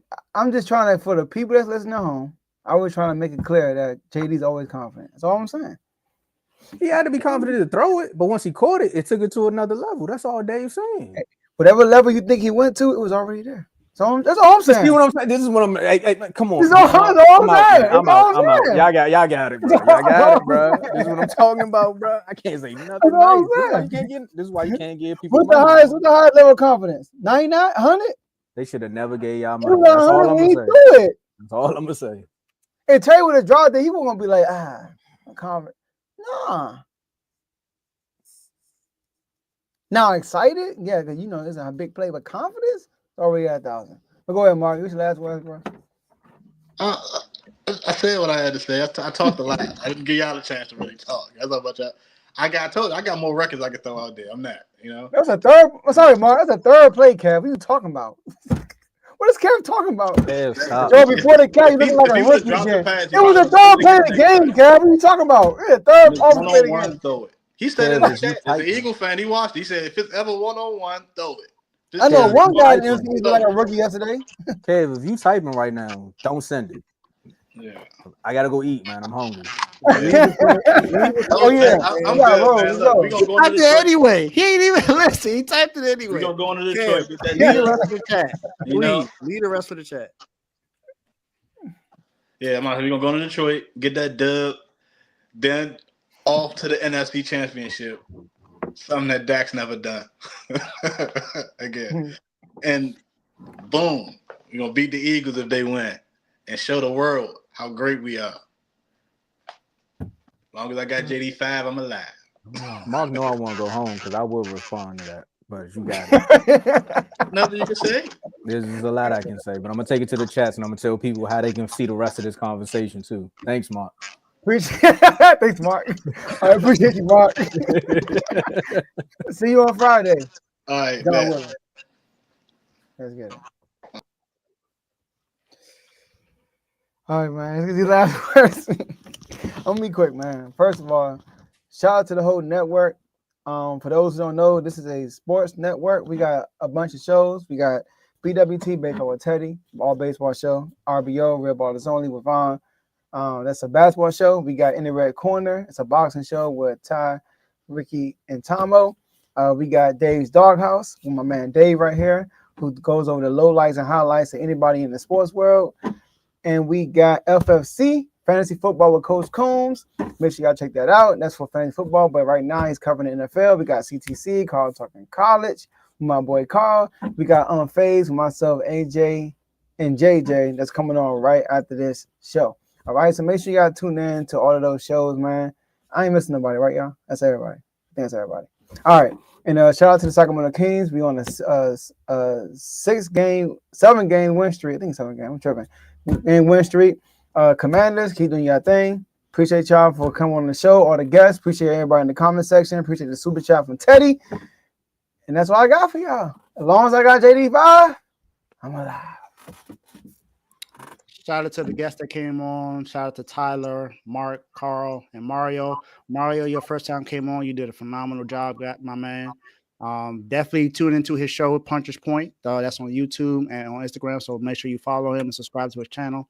For me, man, this has been a phenomenal. Last year was a great year, but this year is going to be a lot different. And I mean, different in a great way. We have some goals for R2L this year, and we're gonna knock them out. We're already getting to a point to where we're about to surpass what we have our goals to be, and that's the goal. Whatever goal you have in front of you, do your best to surpass it. Because if you try to surpass it, that means you'll reach your goal. So, shout out to everyone in the R2L family, everyone that's a part of the R2L network. All of our fans, our subscribers, our members. We have a goal to reach 100 members this year. So if you're not a member now, become a member because you're missing a lot of information. You're missing a lot. Y'all heard Mario. Mario let you know. We have healthy debates. We don't go in there, argue and call each other out and nothing like that. We have healthy debates in there. Now, sure. Yeah, we do. We always, it may get heated a little bit, but it's a healthy debate. It's never where someone's disrespecting anyone. So that's one thing you're not gonna experience in the R12 family. Where this is when we say family, we mean family, because that's exactly what it is. I've known Joe for 10 plus years. I've known Tomo since we started the network, and I honestly feel like I've known Tomo my entire life. This has been a great network, man. And like I said, last year was great. But I'm telling y'all, this year we're going to do so much better. that y'all gonna wish y'all was a part of the ride. So if you're not a part of the ride, you better catch that train. Man, one horse, two saddles. Inside joke. But become a member so you can understand what these inside jokes are, and also become a member so you can see why Mark put that shirt on today. Because Mark, I'm telling you, the Corius, I'm telling you too, you out here sending messages to Joe, man, when you're supposed to be talking to me, man. Today first. You know what I'm saying? I paid for the membership and you talking to everybody else. That's all I'm saying. That's my last words as far as that. But to become a member, click the link below. We got 3 levels, $2.99 pro level. You get loyalty badges and priority comments, and you get to join one of the sports chats, the All-Star level, $4.99. We telling y'all that because we got this goal in mind. So All-Star for $4.99, you get member-only videos, same perks from the pro level, but you also get to join multiple sports chats, and you get to request a topic or segment that we talk about on one of the shows on the network, not just the R2L, one of the shows across the platform. And also for the Superstar, you get All-Star and pro level perks, but for $9.99, this is the Superstar tier where you get to join the VIP chat, the R2L chat.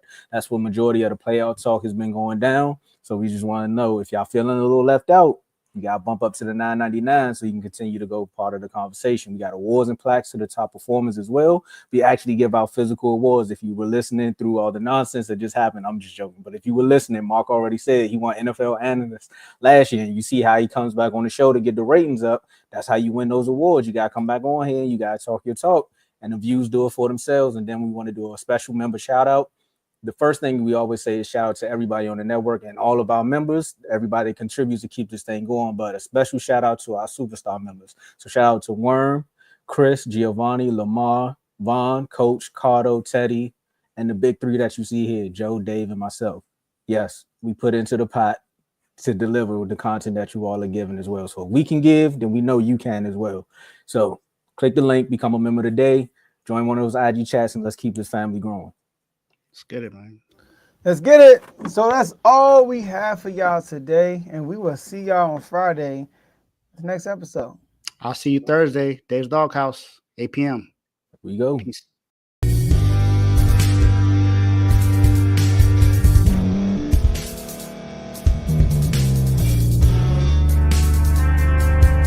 Thank you for staying to the end. If you're watching this on YouTube, please like this video, subscribe, and also hit that notification button so you can be notified next time we put out a video. If you're listening on any podcast platform, subscribe and hit that notification button, y'all, so you can be notified we put out another podcast audio. And last but not least, hit that share button. No matter what you're listening to or watching it, hit that share button and send it to somebody that you know that would love to watch this episode you just listened to. So once again, thank you for staying to the end, and we'll see y'all in the next episode.